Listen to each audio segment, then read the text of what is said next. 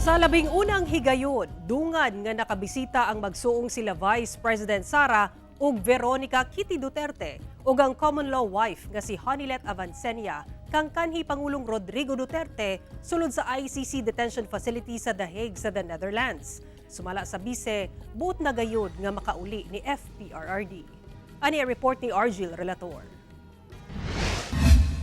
This really is ironic, but I have to thank Bongbong Marcos because there was forgiveness between me and PRD for all that has happened in our lives. Gipahayag ka na ni Vice President Sara Duterte human ang iyang pagbisita sa iyang amahan nga si kanhing Pangulong Rodrigo Duterte sa ICC detention facility sa The Hague sa the Netherlands. We have a relationship now, a father-daughter relationship, since we cannot discuss anything legal anymore. Sad lang that it has to happen inside ICC, inside the detention. There is a good side. But yes, thank you. Sa labing unang higayon, dungan silang mibisita, kauban ang igsuon nga si Veronica ug ang common law wife ni FPRRD nga si Honeylet Avanceña.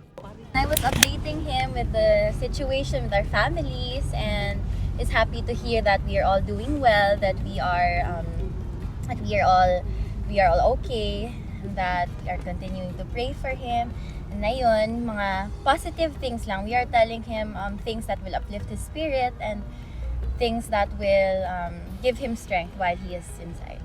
Dugang ni VP Sara, buot gayud ni FPRRD nga makauli na sa Pilipinas.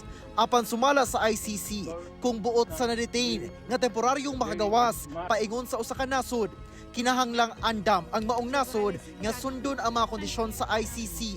Sama sa walay risgo sa flight, risk of interference sa mga saksi sa ebidensya, o ikatulo, risk of continuing crimes. Wala naman po kami hinihingi sa palace. The administration has to think about what their next steps are. So they should not ask the family, they should not ask the Filipino people on what their next steps are with regard to the talk on the return of former President Duterte to the Philippines. Naglaom sab si Vice President Duterte nga mabuo na ang defense team sa kanhi Pangulo. Doon na lang matud pa sila ginahulat nga dokumento. Ako si Argil Relator. 1. Mindanao.